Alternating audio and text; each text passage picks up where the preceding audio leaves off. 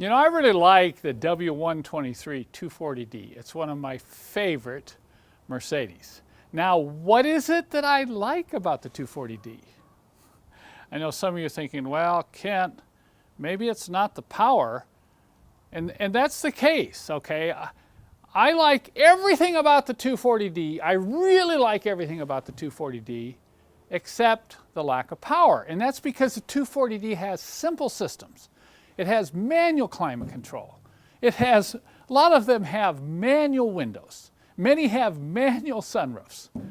So in terms of ease of maintenance and reliability, there's nothing in my humble opinion that beats a W123 240D, particularly if it's a 4-speed, and I've had one. Take a look at this one. I should have never sold this. This is an 82 with 120,000 miles. It's just an absolute beautiful car. Manual sunroof, 4-speed, beautiful color combination, and I'm kicking myself. I'm really kicking myself that I ever sold that one. Now this one's not so nice here, okay? But it's an example of what I want to talk about in this video on diesel engine swaps, and that's what can we do to improve the venerable 123 240D. I have owned a European 300D 4-speed, and that was really a nice car. I mean, having everything that the 240D had, but having that extra cylinder, that extra horsepower, really made a difference. And over the years, I've converted about 3 240Ds to a 5-cylinder, a non-turbo engine. So that's the subject of this video.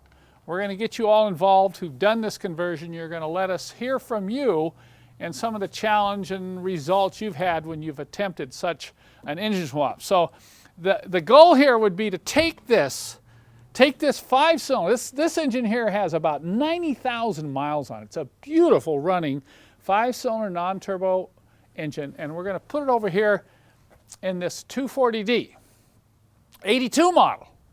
Okay, what kind of problems we're going to run into here, folks? Is this just a straight drop-in?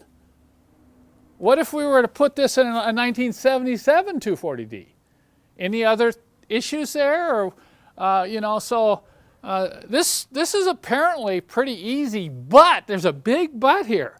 So let's take a closer look at these two engines, and I'll discuss, you know, the possibility that you may run into some issues, and I want to hear from you, particularly those of you who've done this conversion yourself. Once again, let's take a real close look at this 300D non-turbo engine, thinking about possibly putting this in a 240D. And I want you to think about what you may need other than just the engine. Would it be okay to just go out to a wrecking yard and just pick up a 300D non-turbo engine and bring it home and put it in your 240D? Let's hear from those of you who have tried this. Okay, you can see here from the air cleaner housing that these engines look real similar, but that's about where the similarity ends. In my experience, I've run across 3, I wouldn't call them major issues, but big issues. When you're thinking about putting a 5-cylinder in a 240D like this one here, there are 3 big issues when you're jumping from one particular year to another. So I want to see if those of you who are watching this can tell me what those issues are and let me hear how you dealt with them. Keep in mind that we're only talking about the W123 chassis. So that's only taking a 300D engine from a W123, a non-turbo. We're not talking turbo here, we're talking non-turbo, and putting it into a 4-cylinder W123 240D. It could be a 1977 to 1983, and the 300D engine could come from a 1977 to a 1981. So we've got years that we're playing with there. So if you've done the conversion, please leave a comment. Leave a long comment, because these comments will be read. Once again, I am going to approve them.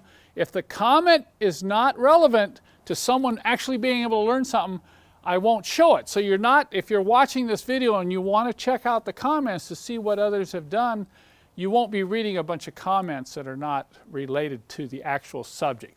And once again, you've got to have done this conversion yourself, not something you've read about or heard about. So Please leave those comments. And those of you who are viewing this, and you have a 240D and the engine's getting tired, I would highly recommend that you consider putting a 300D in your old 240D.